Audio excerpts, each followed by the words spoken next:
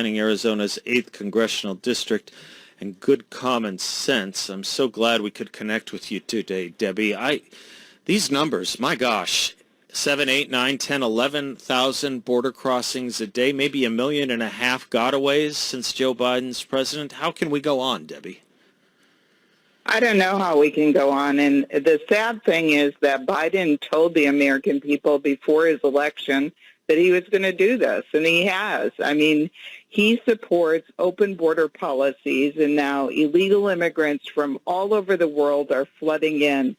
There were 233,000 border crossings in August of this year, and if you compare that to August from 3 years ago when Trump was in office, it was only 50,000. But then that doesn't tell the whole story because, as was just reported, another 211,000 migrants flew directly into the United States, into cities without crossing over the southern border. And so we have these extra people, and then another 263,000 migrants have made appointments to enter into the United States via the One app. It's just insanity, total insanity. And when states try to do something about it, I think I saw a story today that the Texas sheriffs were trying to put up some wire fencing in some gaps, and the federal government ordered the CPB to take it down. I mean, it's as if it's not as if, it is that they want this. They want this crisis. For some reason, they don't call it a crisis. They want this to happen, but there's a weird dialogue going on because you will hear Karine Jean-Pierre and Alejandro Mayorkas saying it's not happening. We can see it with our very eyes, and we see what the orders from the federal government is saying. They want it to happen. Yeah, they're totally lying to us, the American people, and to Congress.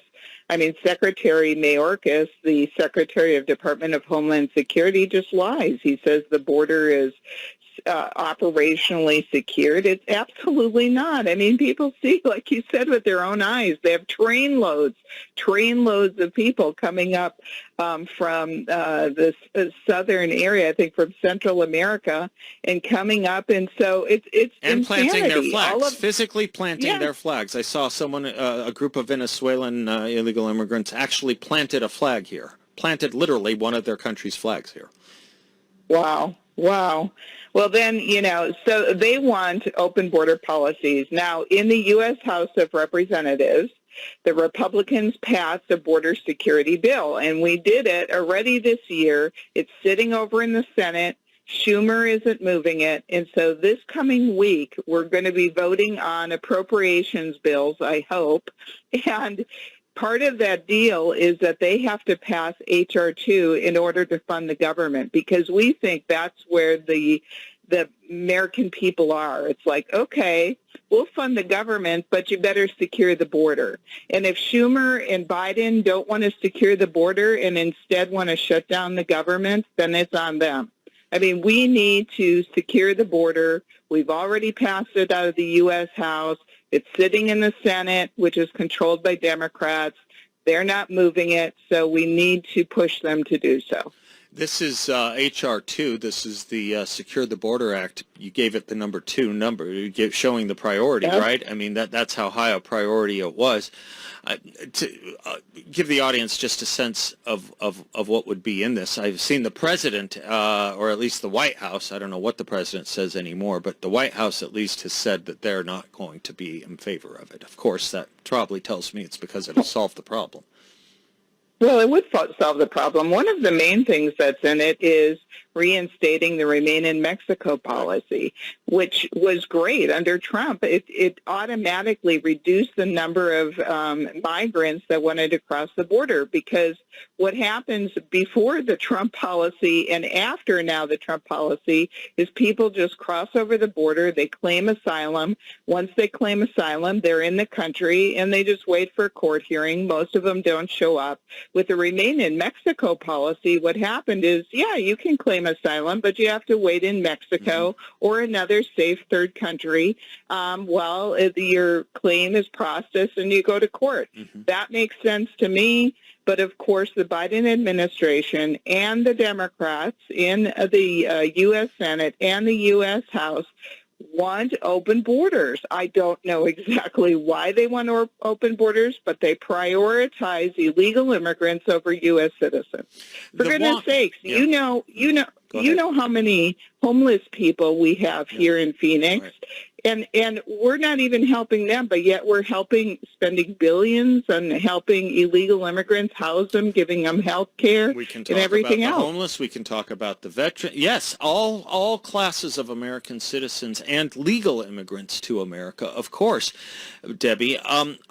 There's been so much speculation as to the why. And, I don't think it's too cynical to think that there is a long-term program or long-term concern policy here. I mean, I think some of it, this is in the form of a question to you to get your thinking. You're there. I think some of it is this reticence to think that we're actually a country worthy of its own sovereignty and that we have a right to say no to people from other countries, particularly if they come from multiracial or ethnic backgrounds. But I think also there is a long-term political strategy to this. I can't escape the notion that there is, ultimately turning these people into voters.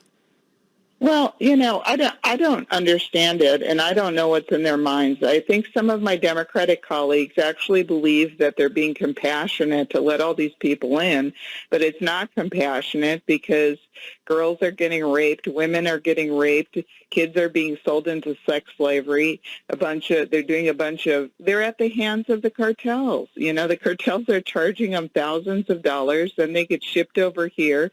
They may go to sponsors' houses, and then they owe those people money. I mean, it's just they're at the hands of the drug and human trafficking cartels, and it's not compassionate to them.